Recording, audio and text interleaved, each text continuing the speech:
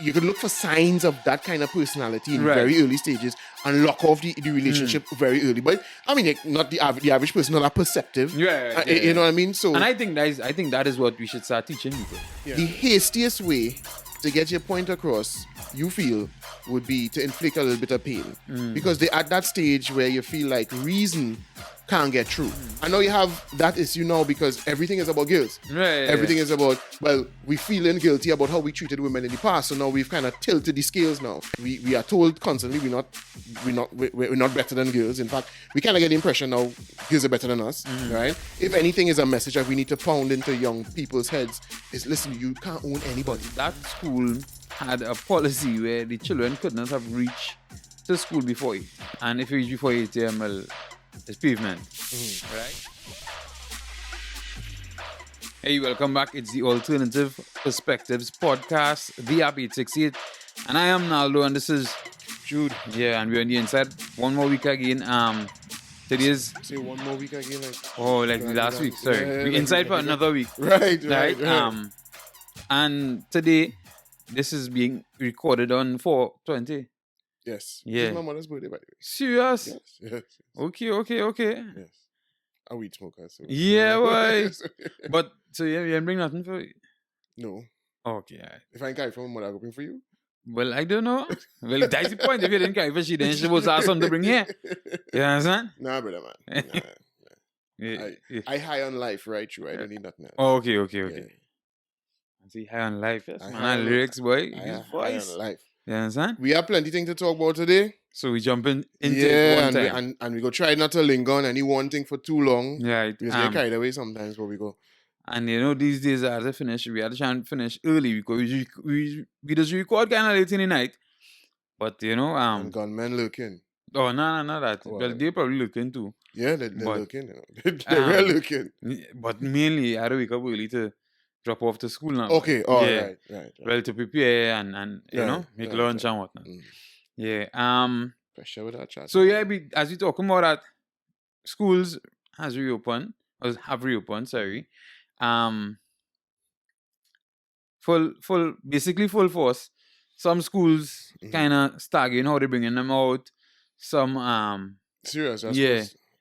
COVID related, or just the schools not ready? The schools facilities not, because the only schools that I have heard about that have not reopened is because they have infrastructural issues. All right, now so for instance, I know of a school in Port of Spain area that they have the standard 5s coming out, standard 4s, and standard 5 coming out this week, standard 4s next week, because why?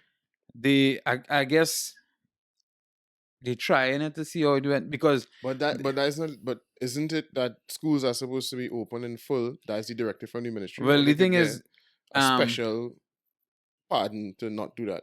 Well, the thing is, I don't think they open school, but I guess they're trying to put things in place. I don't know what they must be doing work in the school. Well, that's what I'm saying. It has to be some infrastructure, because if plenty schools will say, well, we don't have enough room to social distance, but they had to open, and so that's the complaint that a lot of schools had. Listen, you all were making this big deal about social distancing and all of that. The virus has not disappeared. It's still around. So how you expect us to deal with the children like this? But they were told, hey, this is what you had to do. Get your ducks in a row and operate. Well, so I find it strange that a school could, as I say, unless they have special infrastructural issues, like things that were supposed to be repaired. It's one of these schools that have a pretty decent name. One of them schools are hard to get into. So I guess, them just kind of do what they want. You understand? Well, it's not a private school, but it's good. That's sounding real ridiculous to me. They probably do have very I don't want to say belligerent, but let's say active parents, because active parents might be that. No, actually, right? So how I got this information is somebody I know daughter goes to the school. And so in me going through the dramas with my daughter in school, I was asking him, hey, you're going on? So what going on in your daughter's school? What's the situation? And he told me, he said, you're going on. The 2 days before school was open, because they got information on what they're supposed to do, what they're supposed to provide, what they're supposed to bring, right? 2 days before school open, they got that information, and then they start to push back now, boy. The parents start to push back. Hey, listen, they're now bringing this information, this last minute, whatever the case may be. And then they say, okay, because that school had a policy where the children could not have reached to school before 8. Before 8 a.m. And if you reach before 8 a.m., well, it's pavement, right? And so the parents were like, yo, listen, what should Vanessa telling me? What going on my work? You understand? If I had to reach work for 8 o'clock, you can't expect me to drop the child 8 o'clock. Yeah. Right? And if all the children arrive at the same time, well, we're going to have issues with them. You're going to have traffic issues. You're going to have a bottleneck of students trying to get in. And so right? So, and you would be basically doing the same thing that they were trying to break some doing. So I guess what they're trying to do is see how they could, I don't know, I guess right? How they could filter the situation in and see how it working out. I don't know. That is for them to figure out with that school. It's Newton or just say Newton. Oh yeah. Yeah, just say Newton. But why how you know it's Newton? Because only 2 schools in town, Newton and Rosary. That is about it. And maybe Sacred Hearts. Yeah, Sacred Hearts. That's a big school too. Yeah. But when it's saying, girls at school, it's fight. I know. Yeah. Right?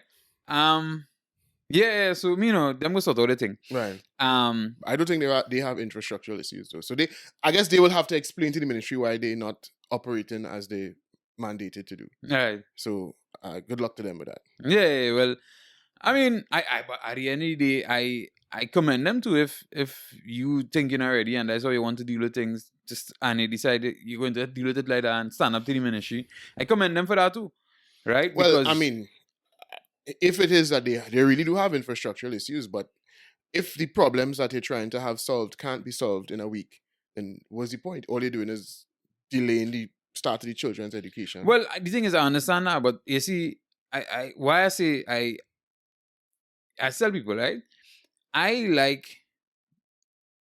may not agree with what the Black Lives Matter movement stand for, but I like the fact that people decide to voice their opinion or protest in some way or the other, right? I really like that pushback. That pushback, right? And I think I like the fact that if that's what they're really doing and they're showing some degree of pushback, is great, because when in going through the drama with my daughter and her school and seeing, I mean, when I started to get the messages, because how was that? I'm like, I think it was Sunday, dog. School opening Tuesday, the information came Sunday, and they were like, they want the children to come with their parents on Tuesday, and they can't come before 7:30, and blah blah blah, blah, right? And all the children had to come with their parents. I was like, whoa, this can't make sense, because they wanted to come to sign up some forms and whatever, right? Yeah. Well, you would know too, right? And I messaged, I was like, yo. Well, you can't tell me, because within all our messages, like COVID is still a serious matter. And I was like, well, you can't tell me COVID is a serious matter. And then you're encouraging us to come and congregate all at once. Yeah. Because now it's children and their parents all coming within a short period of time, because you had to come between 7:30, I guess, before school ready to start. Yeah. So I was like, yo, what are you telling me? This isn't really making no sense. And as I said, as it's Sunday, that information came this Sunday before school opened, the Tuesday.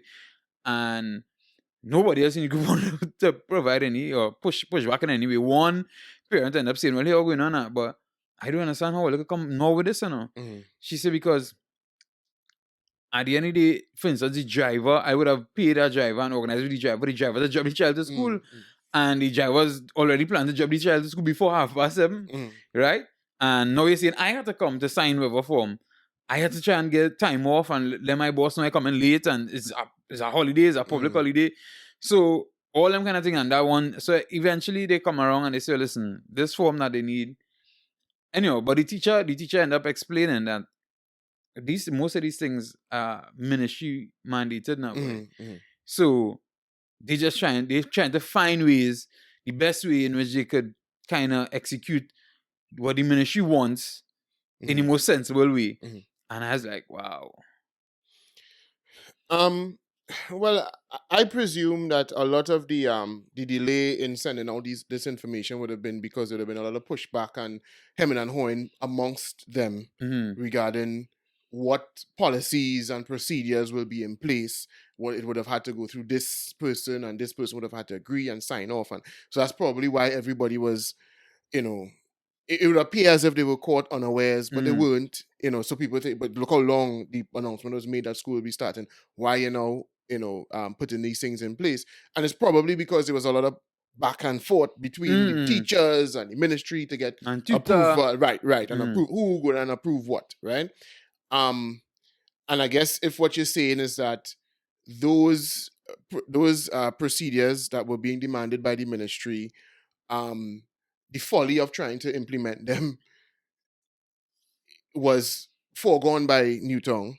And they in protest would say, well, listen, if these are the things you all want, we can't put it in place and bring everybody to school on the day. My only issue again is, okay, fine, but then if the situation is going to be remedied in a short space of time, then what is going to happen? Well, as I say, I don't know if it's a degree of pushback that, how teachers there's pushback, but indirectly pushback. Right. Yeah, so I don't know if they're trying to push back in a way to make some sort of stance. So at least, because I think one of the major issues, you see this dropping it, a child can't be in the school or can't reach by the school before a certain time and thing. Yeah. I think that's real crazy. That's causing real craziness right now. And not just is causing real craziness, it is, what is the purpose of it? The children are spending the entire day in school. What difference would it make if they're there 15 minutes, 20 minutes? Well, to be fair, right? It won't spread during that. It would spread during that time, but not the time when they're in the classroom. Yeah, well, I remember this thing about timetable. I mean, since before in the lockdown times, you remember after 10, you can't buy food, and you remember the beach can't close at 12 o'clock, then 2 o'clock. Okay, some of those things I understood, right? Because the point was, okay, it's not that the virus doesn't spread after 10, but we're trying to discourage nighttime activity. You're not likely to go online by your partner or whoever if you can't get nothing to eat or drink after a certain time. So having the businesses lock off at a particular time wasn't really necessarily virus. Well, it was virus related, but it wasn't to say, well, spread takes place more rapidly during that time. But it was because we wanted to discourage nighttime activity. Right, but the same thing happening in schools now. It's kind of what you're causing with the food thing, because the food had to close by a certain time. Right, exactly. Everybody used to rush. So now we end up with a bulk of people by these food places. Right. And what you should do, if you have sense, is stop and say, okay, all right, I had this idea to discourage nighttime activity, and in order to facilitate that, I would put in place this policy. Now that now that I've put it in place and I realize what is happening is I'm getting a lot of congregation right up to that time.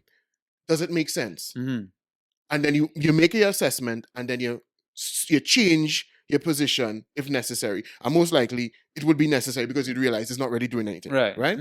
And there's a cost attached to it. There's a cost with respect to the spread of the virus, because the congregation of people by KFC at 9:30 trying to get a chicken is not conducive to your whole objective, number one. And number two, you're harming businesses. So whatever little spread, if anything, you're avoiding after by trying to cut down on the nighttime activity, is it really? And then also, are you really achieving the cutting down on the nighttime activity, or are people just saying, well, I'll just buy my food and my drink early and go online anyway? You know what I'm saying? Yeah. So all of this is what's supposed to happen in a cabinet of thinking people. That is what would happen. So that's what I was wondering, if that is what that school probably doing. They say, listen, we go just wild them a little bit, and they go try to fight up a little bit, we go fight back a little bit, and then they go just eventually say, well, let good sense prevail and let you run this thing how it's supposed to run. I don't know if that is what they have in their mind. If it is, well, then I agree with you. I applaud them for that. Yeah, if it is that, because, for instance, one of the major issues we see with this time and thing, I went by some family, if you want to put it like that, the night before. Well, it's kind of in-laws. It's kind of like, in-laws. What is your family? Well, all right, yeah. The judgment, right? But it's kind of cousin-in-law. I don't know that real thing, So, it's but anyhow. And separating yourself from your family, right? And what they were saying, what the woman was saying, right, is that normally she would pay $320 for $420 for the driver to drop her child to school. But because they came and they roll out this, and now where the driver would have dropped like 3 loads of children on a morning, right? The driver could only drop 1 now because the time window is so short. Yeah. So the driver said, listen, right now is take it or leave it. Right. So I had to raise my price. I raised my price to $550. So now it's $130 more. Right. Because the driver was saying, listen, it's take it or leave it at this point. Yeah. I can't afford to take the same amount of money and make much less money because of what the government and the schools and them doing. Mm-hmm. So that is presenting itself as a major issue, right?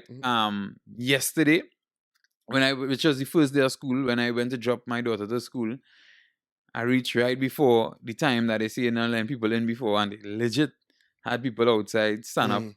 And I mean, they could see parents in the work clothes and they just want to get the child, do what they had to do and get the child in the school. Imagine if rain was falling. And rain started falling, huh? Oh, okay. Yeah, but I wonder if when your wife came, if rain was falling at that point, boy. You could ask her, if you inside the drizzle, because now they by the gate and they're trying to take temperatures now, and there's a line of people outside because everybody trying to fit in this window because you know, parents trying to get to go to work. Yeah. So they're trying to meet that, they say 7:30, so some of them in trying to reach 7:50 and stand up outside. Yeah. So then everybody said to kind of fall on the school at 7:30, 7:30, 7:35. And there's plenty of people, and then it's had to cause a line, and then they had to take the temperature and they had to take it down. They were supposed to write it down, but then they realized, boy, water more than flour. They can't write everybody temperature. Yeah. And here now, rain started to fall.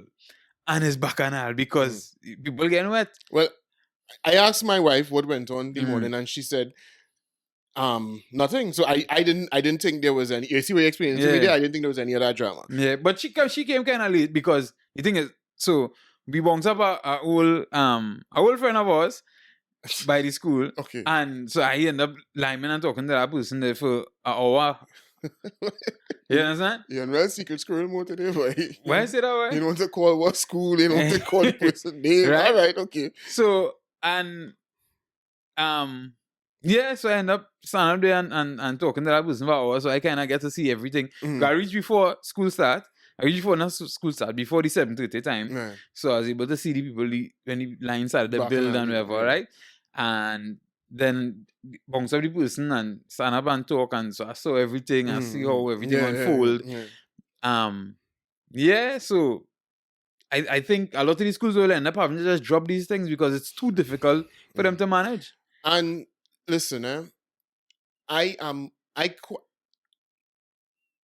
have a lot of sympathy for people who are trying to navigate a very complex and very, I want to say, unusual situation. I get it. I understand that. And I know there's room for, I leave room for mistakes. I leave room for miscalculations. And I completely understand why, people would feel like they need to take precautions. But what I hate, Naldo, is, as I've told you a million times, you see this something must be done syndrome. Something has happened. Something must be done. So let's do this. We don't care whether this is something that makes sense or not. Let's just do this. I hate when you make people suffer because of that. I understand your point, but you see how you say, let's just do this? I think saying let's just do this still makes it sound good. Because there is a way, let's just do something. Or let's do anything. Well, no, and that's what I say.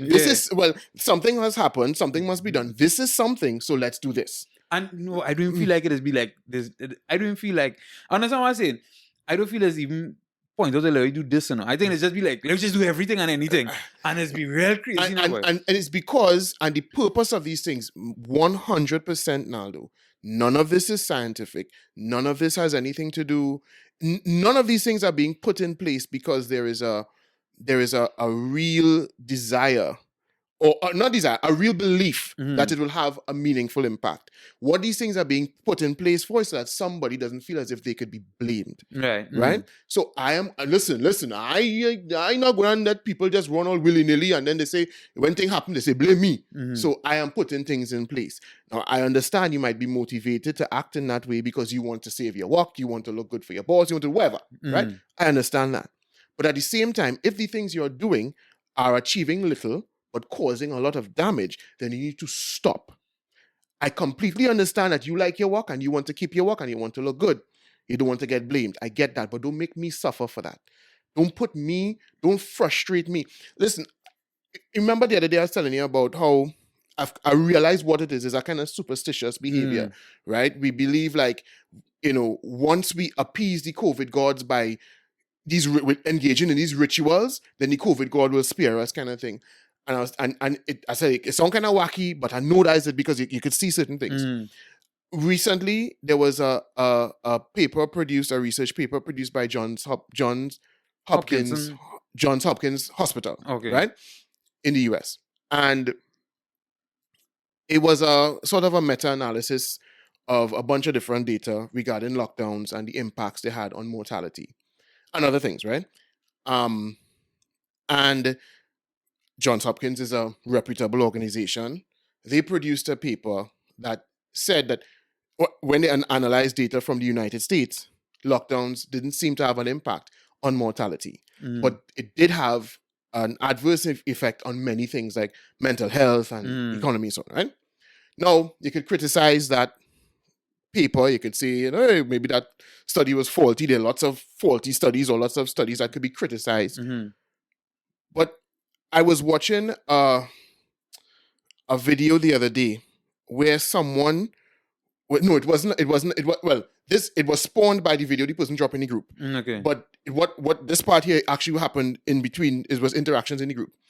And somebody put it out that let's assume that the paper, the conclusion of the paper was accurate. Let's assume it was correct, that the lockdowns didn't have much impact on mortality, but had a negative impacts on other things. Somebody jumped in and said, yeah, but even if that is the case, we should have still do it. So listen to that now. Somebody is saying, even if it had zero impact. Even if that's right, and that's zero impact, and it did more damage than good, we should have still before the person could even make their point, that person jumped in. Yeah, but I still find we should have do it. You understand? And you see what I mean now by this is superstition. This person is saying, listen, even if because you know why? They would feel uncomfortable just sitting down and doing nothing. Even if what they can do will not help. And again, that's another human inclination I could understand. I have no problem with that. But when the things you're doing impacting me, bro, that's when I get mad. If you want to spin around in a circle because you feel you go put your house out, then that's fine. But don't ask me to come and spin around in a circle too. So the thing is, I had a heated conversation with a teacher, right? And this teacher, she was getting ready to go back out, right? And oh God, I don't know how I could deal with this and this thing. And she wanted to build a glass thing, a plexi thing around the desk, and do let the children come up to her to talk and real drama with this teacher, dog. And I say, you still afraid COVID? Like really? I mean, really, still. There's not that, So I said, then where's the problem? So, right? Because you're living a life like normal. You're moving, you're going to this one and take a lime, you're going to this one and... You know what I'm saying? Wow, I told people who want to say yes, they were still that afraid of COVID. Okay. No. Oh, so she's saying it's not even that. Yeah, so what is it then? So, so I trying to figure out... She just don't like the children on that. What's the problem? Like, I think she just don't like the children. So, what's the real problem? What is the real problem? And it can't say, me, you know what I'm saying? I'm like, what? Yeah. You know what I'm saying? You ain't afraid COVID.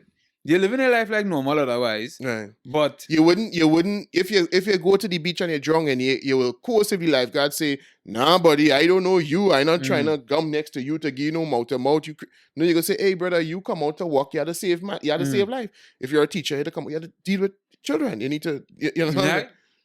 And I was real puzzled, and I realized that you know when people just want something to quarrel about or want something to have an issue, right. Yeah. So it's like I do agree with we going back out to everything maybe, and I could use COVID as an excuse. I could use that. I could pretend that is what I'm bothered by. But everything else in your life, you're doing it however. Right. But you see this? Nah, I do like this. Yeah. And I realize it now more and more. So that's some teachers who they ain't really business and they're willing to go out there and fight it, and they want to keep the children locked down. And in the early days they were talking about the children for break time and lunchtime Like they can't really go out and Yeah. it's now open see what kind of way they say few children will go out at a time. And, Yeah. But teachers will push them and go like, yo, that's our time. No, encroaching our time. So I don't know what the experiences were for like your children. Well, I didn't ask them about today. When I asked them how it went yesterday, they said that they were allowed to play at lunchtime. They just had to stay where the teacher could see them. Okay. So, well,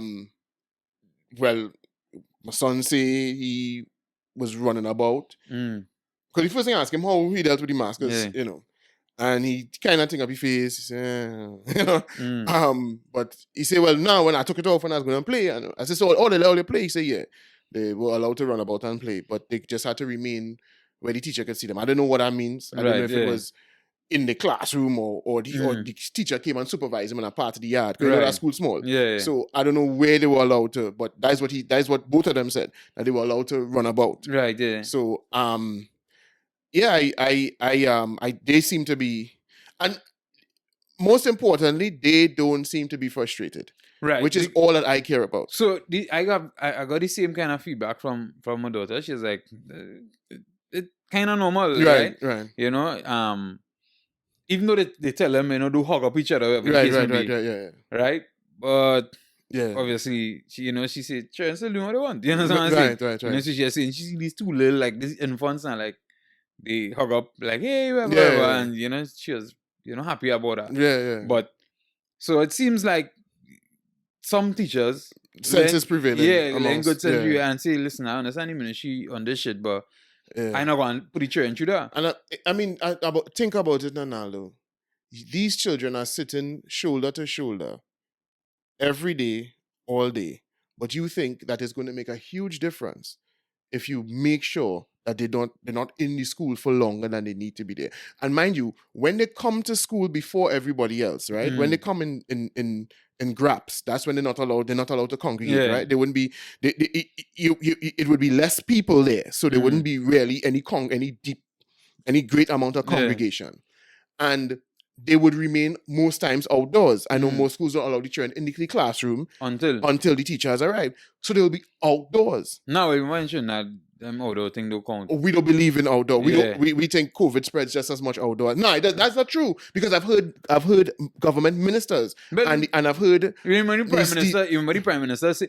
Remember when he talked about that? He said, they say, like, if it's like it's not true. Like, you remember he said like that? He said, no, I didn't hear him say that. He said, they say that a little outdoor is better. That's what he said. That's exactly no, I've heard the CMO and the stand-in for him now, the guy with the fro.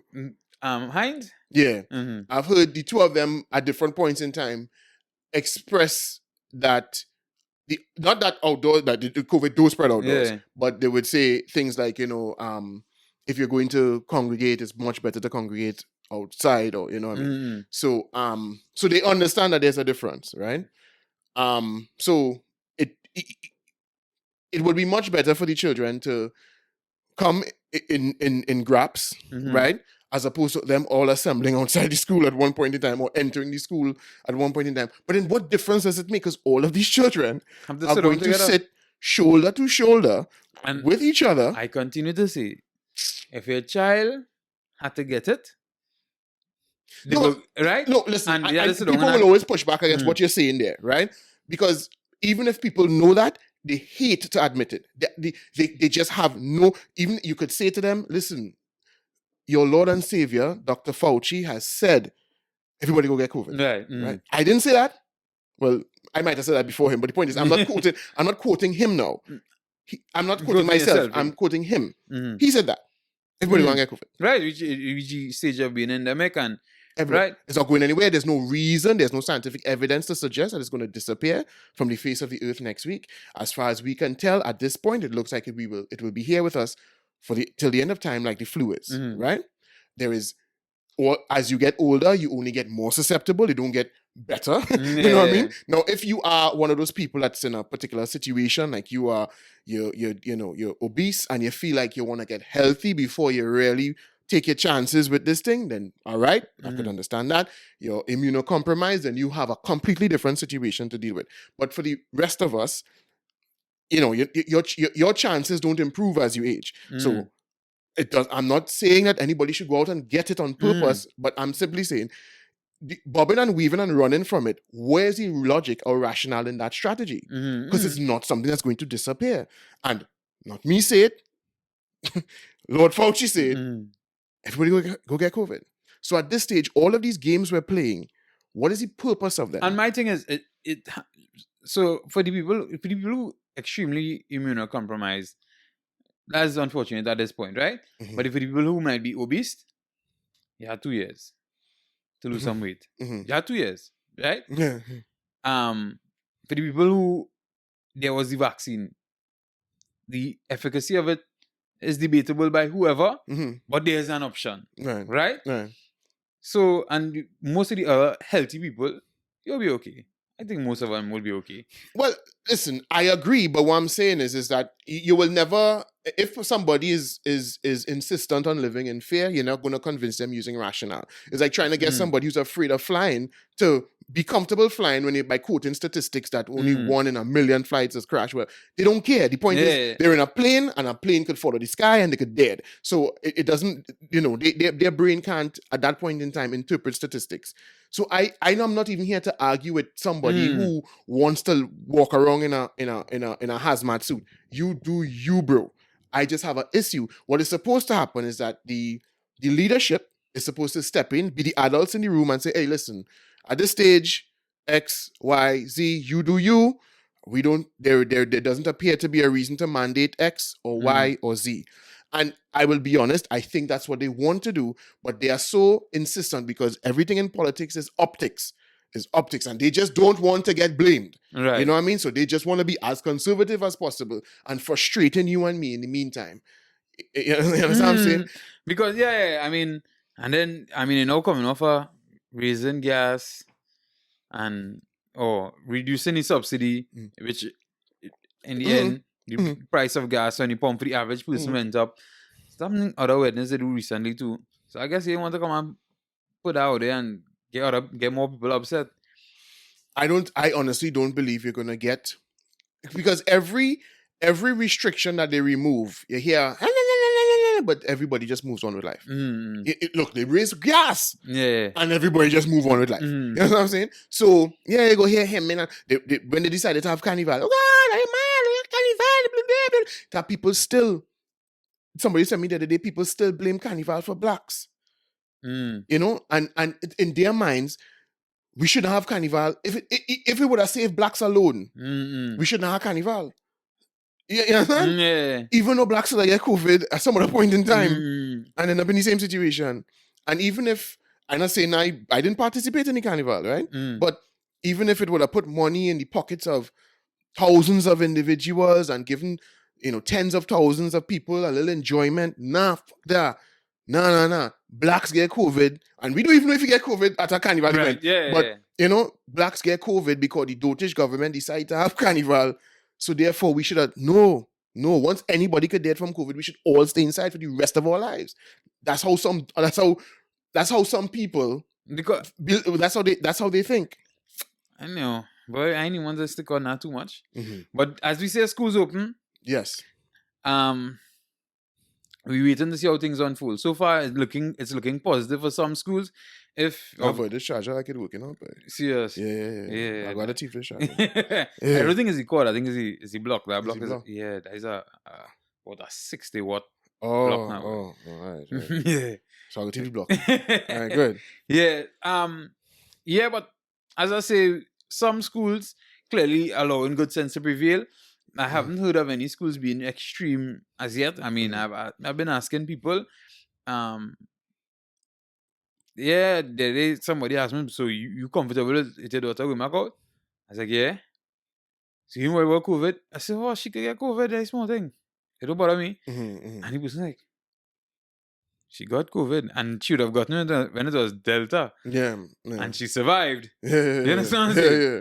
Without any issue. Yeah, without any issue. Yeah. She sleep for 2.5 days. No, and listen, again, you will never get somebody who afraid COVID to understand that. But all I would ask them though is, but it's not going anywhere. So then what am I going to do? Okay, let's say I am like you and I'm concerned. You know, let's say because there is, just like being on a plane, it's unlikely you'll die in a plane crash, but it is possible. Planes do crash, right? So let's say I am concerned that there might be a 1 in a million chance, but it might thump me up and I might pass away. It might thump up my children because them has some immunocompromise, some, I don't know how to phrase that as a noun. So they may be may be immunocompromised and I'm unaware and whatever. So there's a minuscule chance that might happen. Fine. But it is not like if, okay, well, I keep myself to myself for 6 more months and then we're in the game. Yeah. No.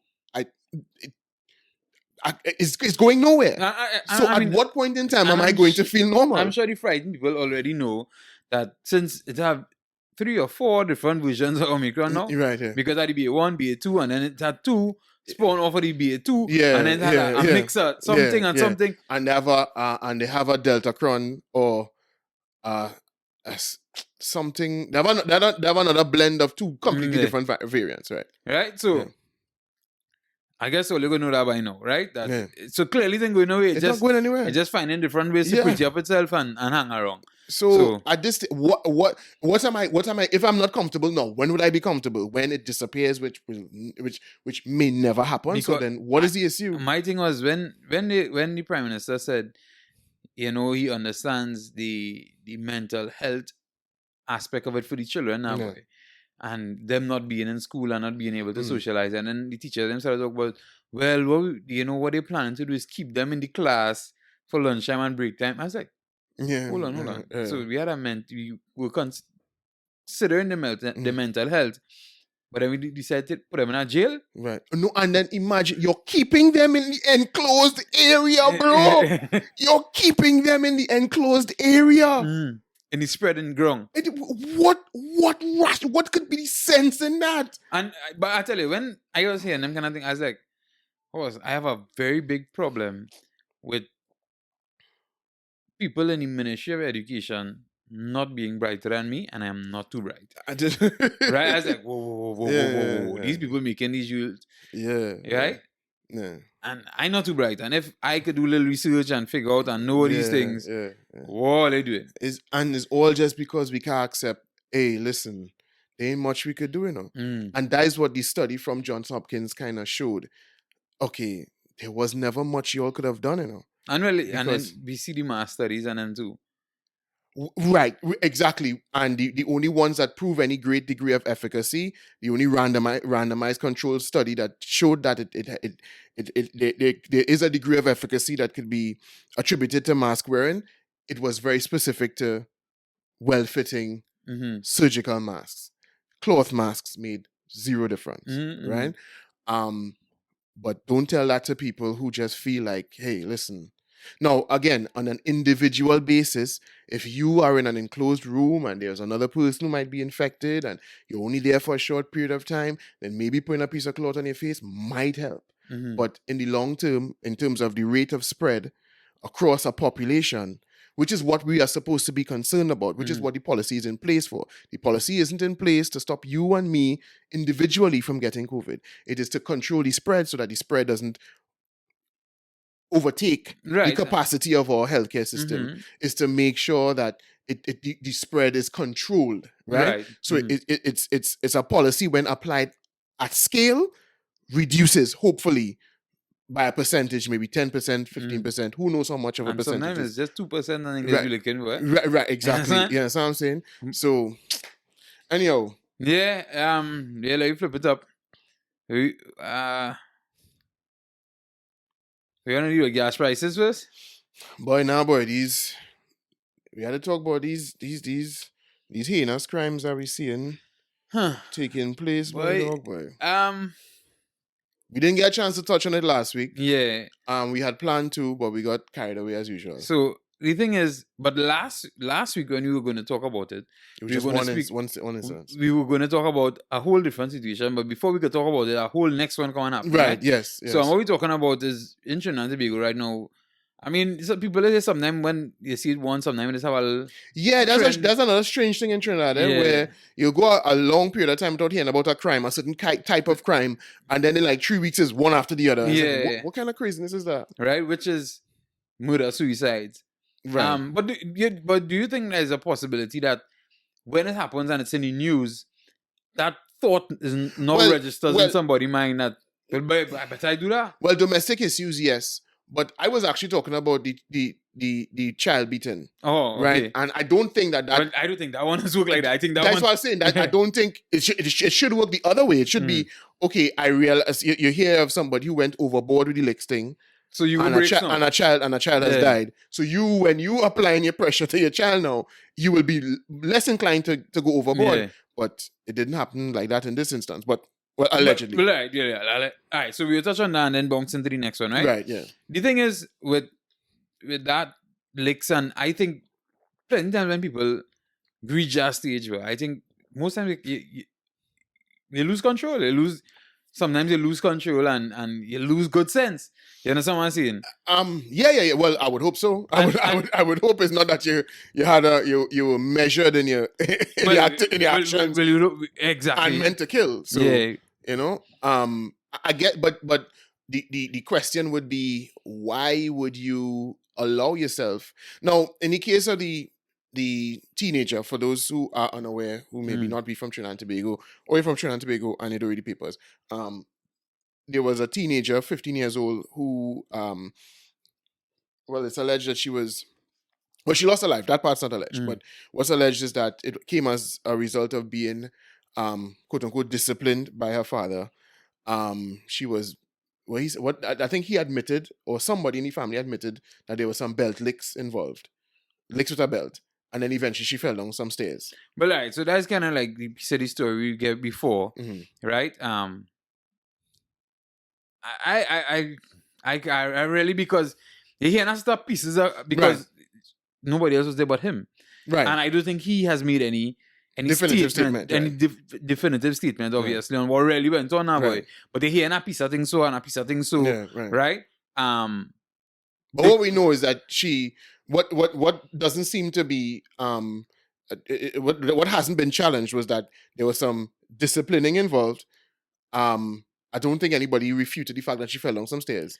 Well, the thing is, even the story when the mother was giving the story, she didn't even talk about nothing about she fell down the stairs, because what she says, he claimed that she left her inside. He left her inside, sitting down, and okay, come and I will call her outside for him. When he went inside, she was on the ground, frothing, and then that's what the mother was saying, right? And then the father called out for the mother, and she went, and when she reached, realized she on the ground frothing, and they tried what they could try, and they called the ambulance, and I think the ambulance was taking too long. They picked up the child, and they went to the health facility, and by then, right, she had already passed. I didn't. So you didn't get to see that clip with the mother? No, I didn't. I haven't seen any of the people involved. All right. So even the mother was saying that there was one time in the past where I believe he pinched her, right, the father, and apparently she was so hurt and destroyed by the pinch that the father was like, "Hey, what's going on? I don't want to correct them, I don't want to beat them, and I can't deal with the hurting, boy. I have a problem with that. So you deal with that, right? You are the one to deal with. If any lick something at the pass, I go talk. Right. But you, right? And then it's so up. I find the idea of beating a teenage child weird, boy. Well, that really the thing is, we understand the what was alleged for them to reach that point. Yeah, but I have experienced that with a teenage daughter.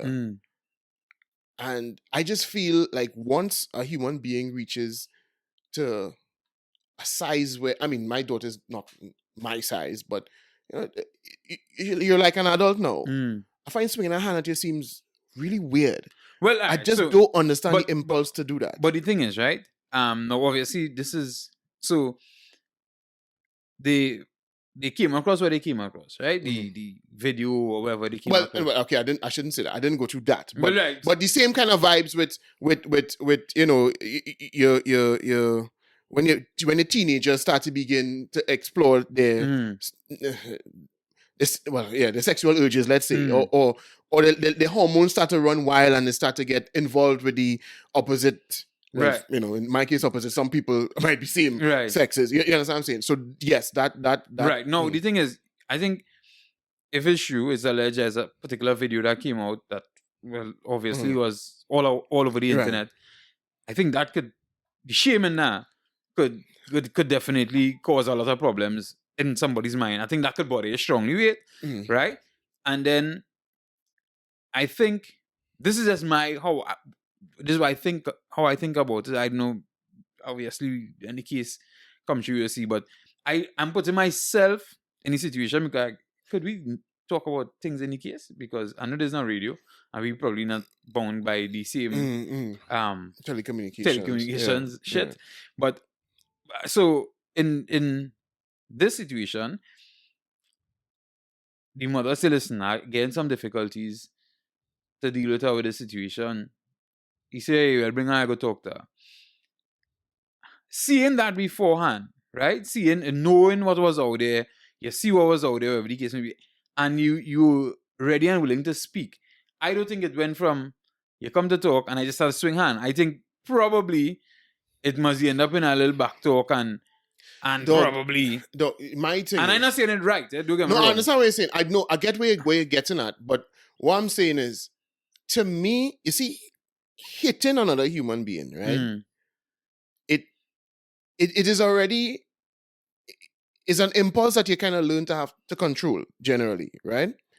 When it's a little child, you could feel, I could understand the impetus to swing, because little children, although they might have a little bit more understanding and maybe sometimes some more forbearance than we give them credit for, most of the times you feel you're the hastiest way to get your point across, you feel, would be to inflict a little bit of pain. Because they're at that stage where you feel like reason can't get through, right?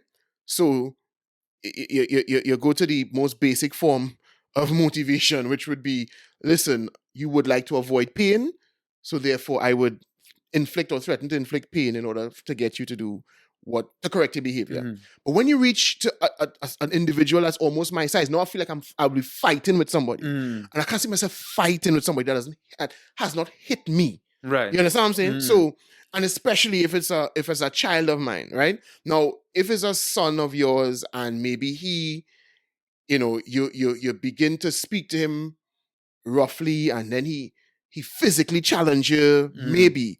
But I can't me personally, I cannot, once a child has reached a certain size, I feel like if I hit you, I'm engaging into a fist fight. I'm not going to engage, and I can't feel comfortable engaging in a fist fight with a child of mine. Right. You understand what I'm saying? With any teenager, as a matter of fact. But so let me just say, in a situation, your child, your girl child decide she going and give back the same kind of tempo as she think you're soft and she think she'll get the same tempo as it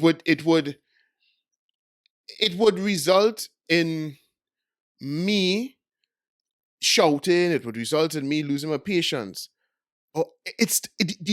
Unless you hit me, dog, I just wouldn't get that impetus. Now, the most I might get to do is I might have the impetus to do is might be to move you. Like if you like, take you and put you somewhere to sit down or like something like that. But I'm not swinging a hand, dog. Swinging a hand because now I feel like I'm initiating a fight because I'm hitting somebody who's almost a grown person. So now I'm flat out engaging in a fist fight now with a child. But let me tell you why I hear what you're saying and I understand why you saying that. Because I think, and it's a common problem. I don't know where you get your mindset from, right?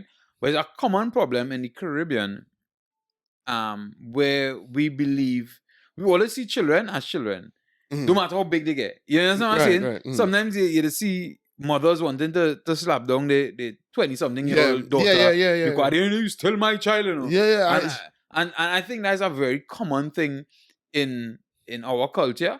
As Caribbean people, we always see children as children, no matter the age. And you see them say that. You see them say, I don't care about your age, you could get big. I will knock you down as your mother. You understand what I'm saying? So you see that, and I think that is because And I could see why somebody else might feel inclined to, but who you talking to? So you mad or what? You understand what I'm saying? And swing a hand. You understand what I'm saying?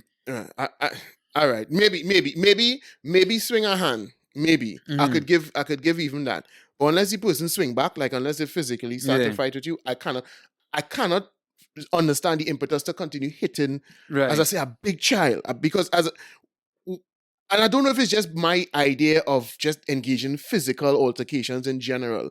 I just feel like if I, as I say, if I swing and hit you, we're not fight. We're not fight. And I'm not going to fight with no, you know what I mean? I'm not going to a boxing match with my child. You understand what I'm saying? So, because if let's say when my son reaches that age and stage, if I swing at my son and slap, I full well expect him to swing back. And then what we go have? We go have a scuffle. You know, sometimes I go be here like a big clown trying to suplex my son. No. So I just don't understand how people feel comfortable engaging in that when the children reach that age and stage. I think. Well, I mean, for one, I know some people who kind of look forward to having that battle with the children. Wow. I mean, that's some weirdness. Nah, so you never hear that. Unless she only play mad for me, I go breaking she tail. I go take. She could answer me back. She could slam any door inside here. I mean, I've heard plenty of people talk about that, but their children who are 15 and 16 and 17. No. I mean, I could understand you saying that, but I'm looking forward to the engaging, the physical, because I could see. Well, you probably feel that.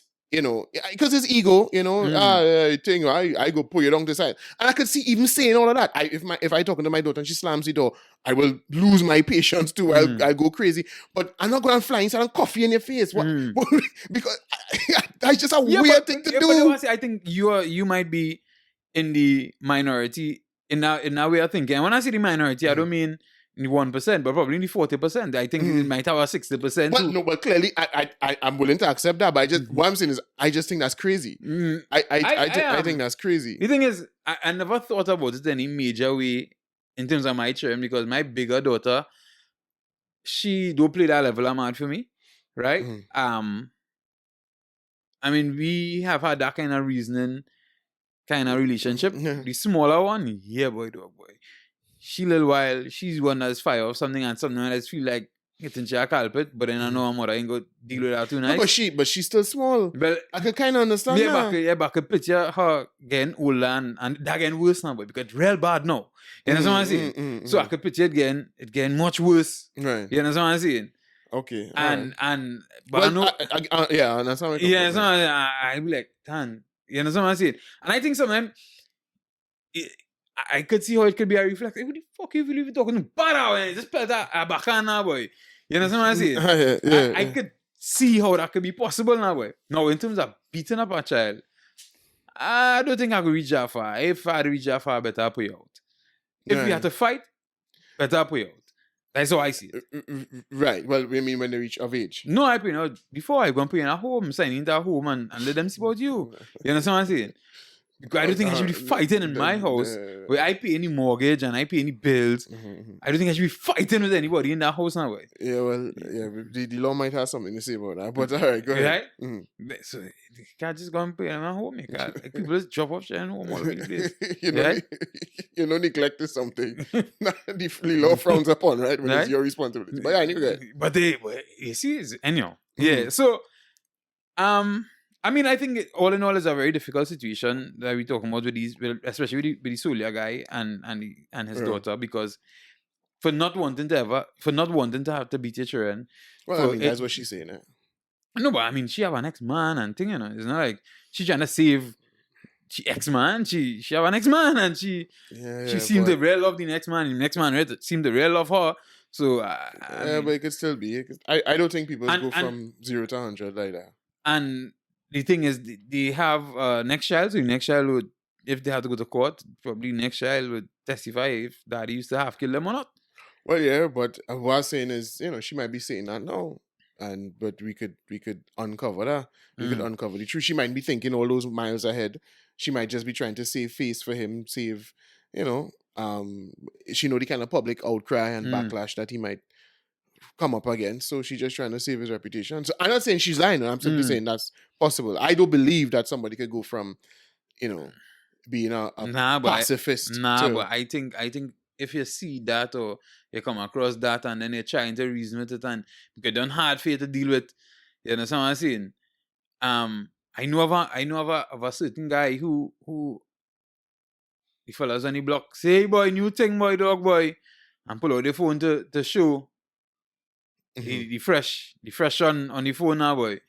And the man stand up there watching until he reach his face and realize that he daughter. And he went inside but he was not person who, to my knowledge, well, at least a BT daughter. I mean, shout up at she rough shop and thing, but man run inside to the BT daughter like a man, you know.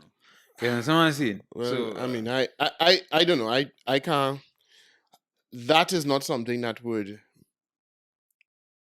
could move me to that point. But I know that I might be strange in that way. I know most people might feel like that is something that would, put them and make them see red. That is not what would make me see red with any of my children. What would make me see red with any of my children is disrespect to me, right? And I don't see that as disrespect to me. That's you doing what you was doing. Well, the thing is, what somebody was saying, I wonder if it was Corey, boy. I think it was Corey Shepherd podcast. I think Corey Shepherd, what you are saying is Corey that, Joseph. yeah, you know what Corey Joseph? Yeah. Corey Shepherd, I think what you are saying in his podcast, he said plenty of times is that shame thing in a way. And your parents hold on to this image in their mind, and as far as they're concerned, you do that, you shaming me now, boy. And that is what is kind of...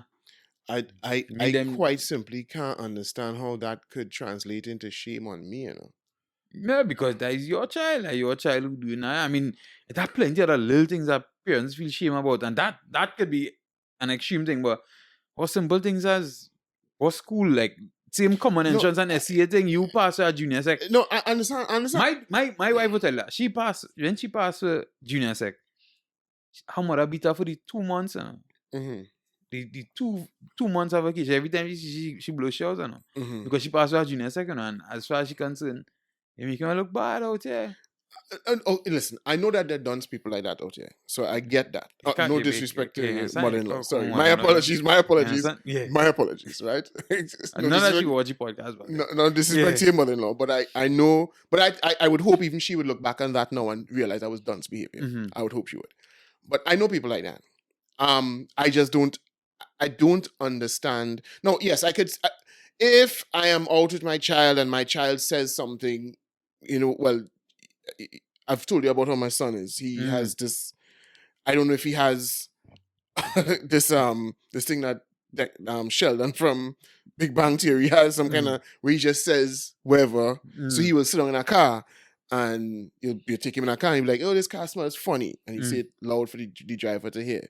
Or he will say, why the driver why the driver jersey neck so stretch up? Right. And I was like, why do you need to say that? You know what I mean? So yeah, and those little things make you feel a little embarrassed or whatever. But I mean, the thing like what you're talking about with some video of you in sex. I mean, I'm not saying I would cheer it on. I'd be like, yeah, and I'll be happy. But my concern would be, why are you engaging in this behavior? And do you see what you have done to yourself? Right? Because now that this is out there, are you proud of yourself now? How do you feel? And if you're proud of yourself, well, then we have a whole other issue. You understand? Now the issue is deeper. But I have no care. I don't give a shit about me. You know what I mean? Like, when somebody goes to, hey, that your daughter? Yeah. Why? Okay, what? So you watching kiddie porn every time now? So that I say you're admitting to engage in a crime. Yeah. You understand what I'm saying? So what's the conversation after that? No, I understand some people say, boy, well, they go feel shame, you're walking with she, and people we watch. I don't listen, that I don't understand how that translates on to shame on me. It's a situation that would get me angry. It would warrant me having a very serious discussion with her. But shame is not what I would feel. And tripping, I know what's the other thing too. I have a real problem with engaging or expending a lot of energy on things that don't make a difference. And one of the things I've always, and I've told my wife this from the time we had our first daughter, well, the daughter we're talking about now, the teenager, that I will not be one of those parents who's going to spend a whole lot of time worrying about what types of activities my child gets involved in, because I know how useless it was worrying about that when I was that age. If I wanted to get involved in that, I'll get involved in that. You know what I'm saying? So me expending a whole bunch of energy. Now, I'm not going to encourage you. I'm going to try to guide you. I'm not going to give you ample opportunity to do it. But I'm simply saying, first of all, I expect it because you're a human being going through a particular period in your life. Biologically, things are going to start to act upon you that you can't control. So you're going to want to get into, you're going to get curious, you're going to want to get involved in that kind of activity. And what am I going to do? So me sitting down and lamenting and stressing and thing. I saw how that went with other people. You know, or you would have known a lot of your friends who are the strictest parents in the world.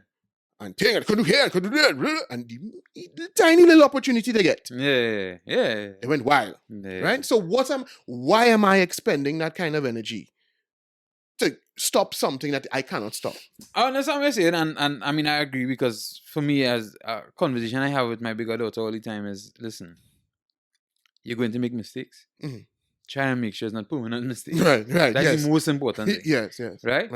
Try and make sure that these mistakes aren't permanent, like children. Yes.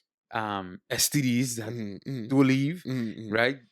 Criminal records, those kind of things. Yes. Try to make sure that you don't make any permanent or trauma and ending up in situations that could cause long-term trauma. Right. Yeah. So and that is what be wise. That is what I try to preach. Yes. To preach, right? Because we all made mistakes. Right. And some of them weren't mistakes. Some of them were willful acts. Right, willful acts. But then we realize after, right, yes. Should not have done that. Yeah. Right? So, and of course, I always say that you cannot be hypocritical, because I knew what I was doing, trying to do at that age. You know what I'm saying? Right. I mean, my daughter now, she's 19. She's going to be 20 this year. So, she kind of a big woman already, you understand? But you're still trying to put her, it's a Billy life, right? Yeah. And I would still say that to even the younger ones, whatever, you understand, but try not for it to be any permanent mistakes. Yeah. So even things like videos, where those things could reach out there, and be out there permanently. I know, tarnish your reputation. Right.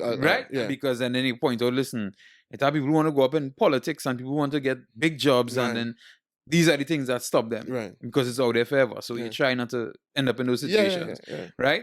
And so that's the conversations I try to have. But I mean, obviously, as I say, I think a lot of people live in their life through their children, and I think that is what causes a lot of the issues. No, in some situations. I also think it's just kind of like, I know, don't mean to keep bringing up COVID, sorry, but I think it's a lot of where we, even if we know the fretting not going to stop it, we just feel like we have to fret, because if we don't fret and it happened, we go feel, well, we should have fret. That's what I'm saying. So even if the fretting don't make a difference, we gonna, so even because you would speak to people, and as you know, it kind of happens with my wife too, where I would have these conversations, and she and all would admit, there's only, but then when the situation arises, she still want to trip off. You know what I'm saying? So it's because ultimately it is, again, one of those human frailties where we feel that our emotional state could have an impact on reality. So if we fret and we worry, and I mean, we do that all the time. We worry about things as if us worrying about it doesn't change the situation. It doesn't make it any less likely to happen or more likely. It doesn't. So, I feel it is also that weakness that we have, where although we know we can't control it, we feel like we must control it. So I don't know. I think that point you're making leads us to, I would like the murder suicide. Yeah, to the murder suicide. And I mean, obviously, you would hear situations that people say it had infidelity or whatever. And it's the same thing you're saying. Is an ex-person, you can't control an ex-person. Yes. You understand what I'm saying? Yes, exactly. You cannot control a person. Yes. You can't own a person. You can't. Yes. Well, no longer. You could have at a point in time. During a very unfortunate time in history. Right? It still happens now. Just in different parts of the world. Yeah. Right? But as it stands right now, in Trinidad and Tobago. Yeah. Right? You don't own a person. And same thing, I mean, I don't know. I should have said it, but I wonder if I did. The one from the week before with the teacher, and I think the girl was a bank or something. I can't remember where she was. Right? Yeah. there were some recordings that came out. Okay, no, I didn't listen to that. Yeah, so there were some recordings that came out, but I don't know how they got the audio. It sounded to me like she was recording it, like she had a voice memo thing recording, because her voice was always kind of louder and than clear. his. Okay. Yeah, right? So that's why it seemed to me like, and you heard out of the conversations, and apparently he had a child outside. Yeah. Well, that was in the news. Yeah. Right? And they were having other issues dealing with that, and he was feeling shame because apparently certain conversations were being had with certain members of the family, and you know what I'm saying? Right. All the things we talked about before. Yeah. Dan, you don't have the child. Okay. Is either accepting the child or you ain't accepting the child. And we move on. But they were getting divorced. Well, right. But the thing is, they if you listen to those recordings, it still had too much back and forth now. If you're getting divorced, press. Right. But it had a lot of back and forth, back and forth. Make up your mind. This way you're dealing with, or this is how you're dealing with, and you press. I mean, this is from the woman or the man? From the woman. Okay. Right? If right now, I know see now if you do press, it's right for somebody to kill you, right? Right. It's not obviously. Right. But the thing is, he was making them kind of threats. Wow. Yeah, in those recordings. You know, and think about that now, boy. I horn you and breed the horn woman, and I threatening to kill you if you leave. What kind of mad people think is that, boy? Well, I tell people most of the time, and there's a most of the time, let be real though. People who horn, it is be an ego thing, a self-esteem thing most of the time. You know? Hardly anybody just horn off they have what's called a sex addiction or anything like that. Sex addiction. I mean, you could fall for somebody else, but you know. Well, right, but and right. So most of the time, and I was say, because I think if you fall for somebody else, leave the person with. I mean, but I mean that kind of oversimplifies this situation, because you may not feel like you want your relationship to end, but you also want to explore this thing that exciting you otherwise. Not saying that's selfish. It is selfish to do that. It's not cool to do it. But I'm just saying. And so I think so. There's the ego issue, the self-esteem issue, and a degree of narcissism. Selfishness. Well, yeah, selfishness. But selfishness isn't always narcissism. But right. So, but then it shows itself in this situation where when you get through, but you still want to play mad. Right. You know what I'm saying? Yeah. That is, and to me, for you because the constant description of him as a pleasant individual, it does square with that. It does square with that you explaining. But the thing is, if you listen to the recordings, nothing in that recording square with him being a pleasant individual. Yeah, right. Because no, that is his voice, right? So because obviously I wasn't there, but that's what they put out and they say is him, right? Yeah. But the person in the recording, the male in the recording, was making statements like, "I was so off your neck, I was so off." Yeah, pretty descriptive, right? And I think if I am a woman and anybody tell me that, I would say, no, but he does this even a little while. I think. Well, I mean, but to be fair, you don't know. It could have been the decision to do that caused that. It could be the day you say, "Nah, dog, I see this man. I feel me waiting for him to wake up the day to saw off my head. So I let him know, hey, I busted." And that's when it happened. It could be that. Right. But the thing is, when those kind of threats start to come, I think it's important to then have a plan, a strategy. Yeah, but I mean, a man could go and get the gun and see any road and blast you if dies is. I mean, this is why when people say things like leave, I just be like, I think you're oversimplifying the situation, because somebody could leave and they could find you. Yeah. And especially in a small country. You understand what I'm saying? They could find you, and when they find if it is, because okay, if the last straw does be the day you tell him, I riding out. What make you feel, well, if you ride out, he can go find you and do that too. So it is not as simple as saying when you hear the threat or when you see that. Now, I mean, you could say, well, though if you could look for signs of that kind of personality in very early stages and lock off the relationship very early. But I mean, like, not the average person, not that perceptive. You know what I mean? So, and I think that is what we should start teaching people. Yeah. To start us be able to see those signs. I tell you, it has real signs of somebody who will more than likely cheat. They have signs of people who could end up becoming violent. They have those signs. I mean, but we just real time, we just end up real head over heels. And forget to look. No, and I think in some instances, and this is a sad thing, I think unfortunately the same inclination that causes the person to want to murder you when you want to leave is something that is appreciated in the early stages of the relationship. Right. In other words, a woman might love the fact that you're so because possessive. The possessiveness, but they don't see it as possessiveness. Right. They don't see it as possessiveness at that stage. They see it as love. As deep love. Yeah. As deep and adoration. Yeah. He really loved me, boy. Yeah. Right? You understand? And look, just recently, I had to tell my daughter about that because she was telling me about this guy who she meet, whatever the case may be. This guy she's talking to, he's 31, right? She's 19. So it's like, you know. First of all, right? If a 31-year-old is it necessary to be entangled in a conversation with a 19-year-old, you have a control issue. Right? Why you don't look people his age? Yeah, right. Right? And I have told her as well, I say, listen, when I was like 30 something there were girls who were 18, 19, 20 who was coming on because I was DJing. I saw they're still, right? And I was like, I had to make a conscious effort to say, no, I'm not entertaining you because we could never be on the same partner, boy.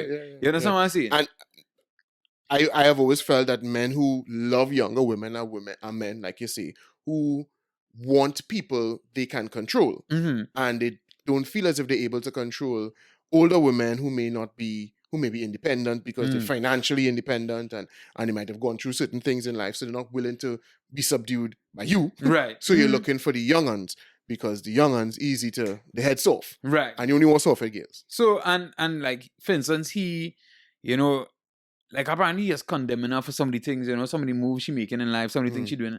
And she telling me, you know, there's real fault of that because everything she do, he have a problem. I say, hey, he's a problem, you know?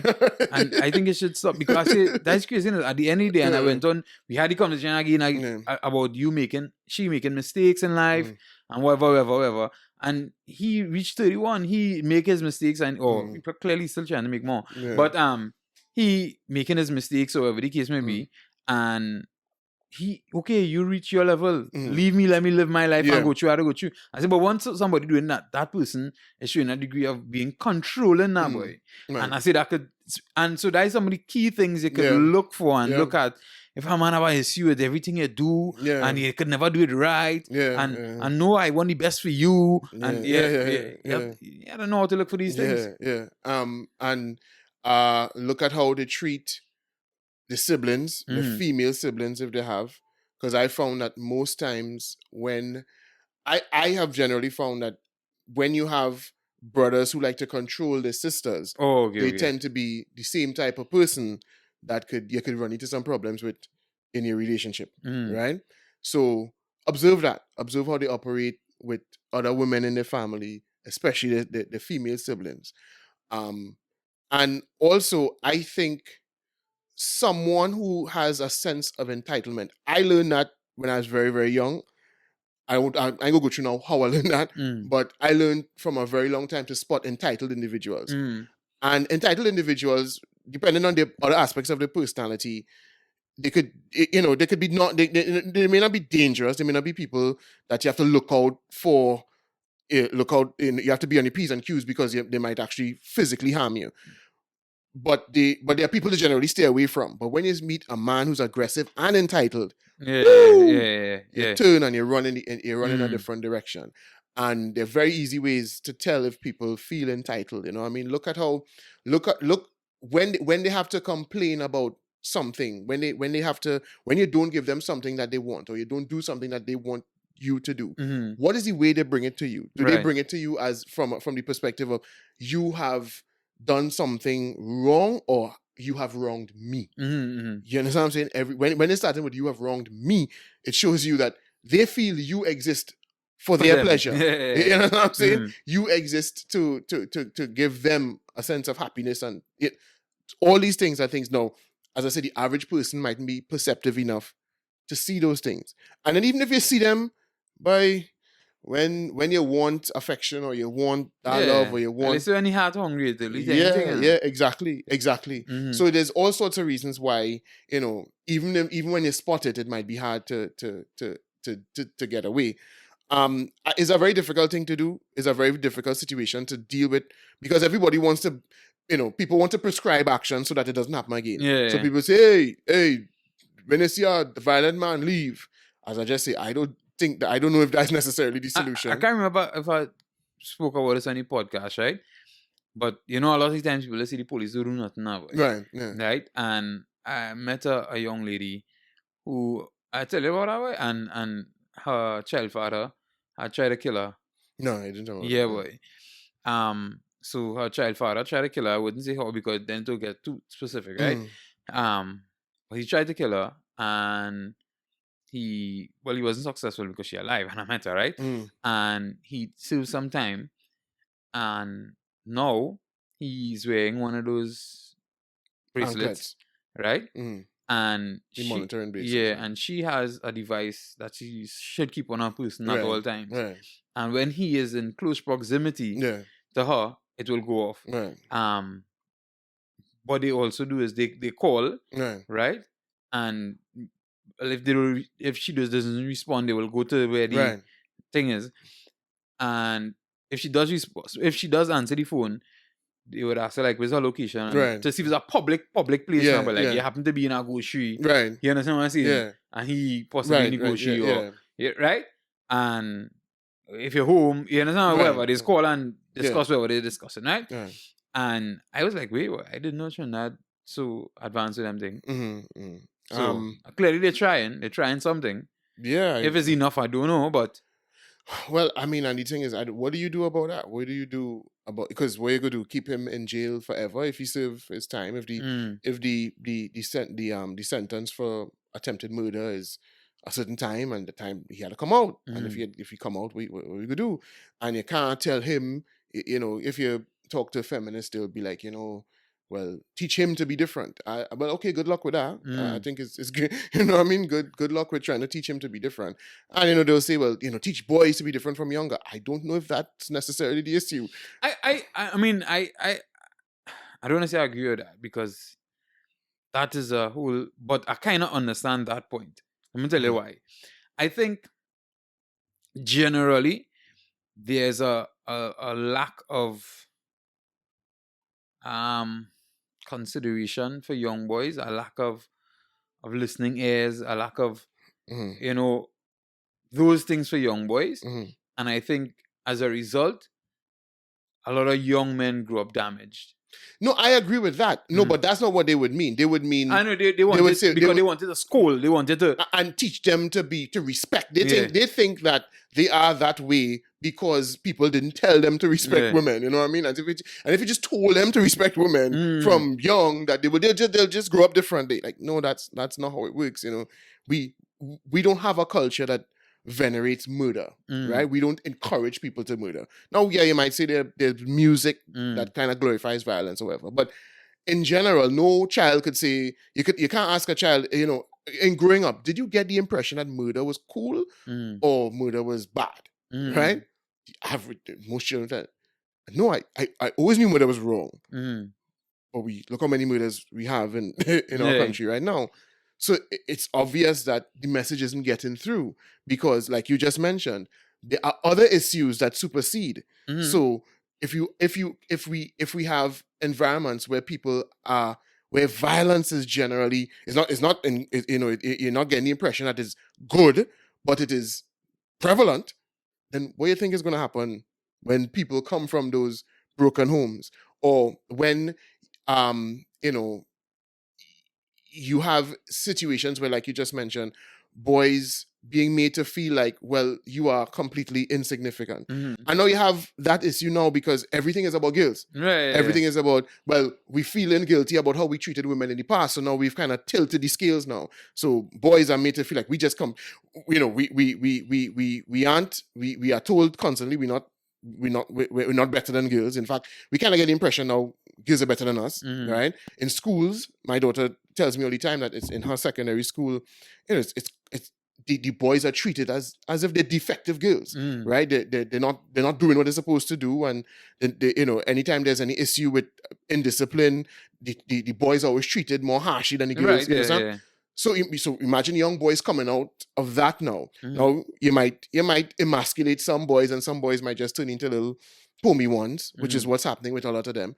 But then the ones who resist that, the ones who have different genes, and they start to have that rage building inside right, them. exactly. Then what happens with them? So yes, I do agree that what we would have to do is we may need to change the way we bring boys up. But that's not what they would mean. They would mean sit down and make them watch a bunch of superhero movies where girls are the superheroes, so they'll grow up to respect women. I don't know how that that magic works in their head. Yeah, and the thing is, I tell people let's try to complicate these things all the time. Yeah. Even if you have, let's just say, you have two dogs and they show one more favor than the other for a long period of time, the one who does get worse treatment, just beat up the next dog. Right, exactly. You know what I'm saying? Yeah. Eventually, it'll be like, nah, you understand? Yeah. And same thing with, let me just say children, right? Before you even study gender or sex or whatever the case may be. You have one child, we just treat better than the next child. The next child will thump up that child. Yeah. Or if not, even if they're not allowed to, like maybe they're afraid because if they thump up their child, well, now they'll get the feel the wrath of the parent. Then when they leave the household, that is going to have some sort of effect on them. The last thing I want to say on this is that the only thing I would give the feminists in this regard is that I do think that we have an issue where there are men who feel probably there are aspects of our culture, maybe in the past especially, that gives men the impression that they should have dominion over women. I do believe that there are some elements of our culture that inculcated that idea into, especially generations a little bit older than us. Well, the thing is, I think I understand what you're saying, but I think that's something all over the world, though. I think they would say that is patriarchal culture all over the world, right? Right. They would say that is something that exists all over. They wouldn't say it's just relevant to Trinidad and Tobago. But I do think that there are elements of those of our culture that might encourage men to feel like they should have dominion over women, not necessarily be protectors of women, but have dominion over women, which is not a good thing. And maybe we could address that, and maybe that, if anything, is a message that we need to pound into young people's heads is, listen, you can't own anybody, male, female, black, white. You can't own people, and understand that it is not within your purview to, as I say, feel as if you have a right to rule over people. But the thing is, and I of course, I'm not trying to make any excuses for people who think like that, right? But don't you think that people, because I could see how a society and a culture could make you believe that or think that, right? But then I could also see that you could start to grow up and start to think differently and be more exposed, and realize, nah, this doesn't make sense. No, the thing, now obviously everybody wouldn't reach to that conclusion, right? But everybody has sense, right? That too. But I also think the same point we were making before, when people feel like their feelings and everything about them have been suppressed, and they feel, well, okay, I reach a degree of power now, I'm going to use that power to dominate over. Yeah. So I think that even stems from what we were talking about. Okay, now. right. You understand what I'm saying? Right, I think a part of that, kind of like the same people, like how you give a security guard right now to harass people about masks, and they get overexcited because they are normally disrespected in this job that they do. They normally don't have any dominion over anybody. True, it could be that people who are disrespected in other areas of their life now feel like they could exert it over because a female. You see it with especially with man with money, right? Yeah, right, because you're girl spitting on you, girl cursing on you. You understand what I'm saying? It might not much looks big. I get a little money now. Right. And worse yet, if you get the money by ill-gotten means. Right. And things ain't too good in your right. In your life normally. In your headspace. Normally. And you get a little money now though. Yeah. You understand? And now all they want to come wrong me. Well, I had to show that I in charge of it. Yeah, I running this thing. yeah. You understand what I'm saying? Exactly. And I mean, and to be fair, those same types of men may also do that to men too. They may also do that if you're, if they're in a gang, or they might join a gang for the purpose of having that power. engaging that. So it's a very complex thing. We don't like to, our minds, we don't like complexity. Yeah. So everybody feels it's a simple solution. Just, Cognitive misers, boy. Yeah. Just change the programming and, put women in leading roles on TV and it'll all be great. Right? And nobody stops to say, but, we've been kind of doing that for the past 20 years and things haven't been getting any better. So maybe, just maybe, we should move in a different direction, or maybe we should look at other things. But, when people have this thing in their mind that this is the way reality should be, facts ain't gonna get in the way of that. And just telling all if you like go and kill the patriarchy, you're mad. Because people finding ways like Leah Thompson to be the patriarchy. Thomas. Whatever. You understand? Turn a woman and and one of the things that people don't seem to understand, and this is when they talk about things like toxic masculinity, they don't understand that, listen, behavior could be both the same thing that makes a man, the same aggression that would make a man want to beat up a woman for disrespecting him is the same aggression that would be appreciated by a woman when he has to protect her. It's the same aggression. So all we need to do is we need to train people or encourage people, however we can, to not become less aggressive, but to channel their aggression into positive action. But because we need these aspects of masculinity in our society. But I know what to tell you. You heard somebody high in the American army was saying that they getting real soft men joining the army now. I wouldn't doubt that. No, man say that they getting real soft men joining the army now. Because I think society has kind of because do you think the solution is to emasculate men? Yeah. Not to train them to use their masculine tendencies for good, right? To train their passions in a positive direction. No, we've just said, well, the key is to now make them effeminate, right? Or less masculine. And the problem is when the proverbial barbarians are at the gate, is only then we realize, oh, that's what we need that masculinity for. So when the invaders come and that's why I need a man who has some assertion, who has the ability to be assertive and to be aggressive. But, again, we love simple solutions, so we're never gonna think as thinking too much, too far. They're not going to everybody talking about that switch. You ready to switch again now? Not being able to think. Say, hold up, wait a minute. All right, so this is where we wrap it up for today, for this week. So I feel you really have to cut this one in half. Subscribe and look out for part 2.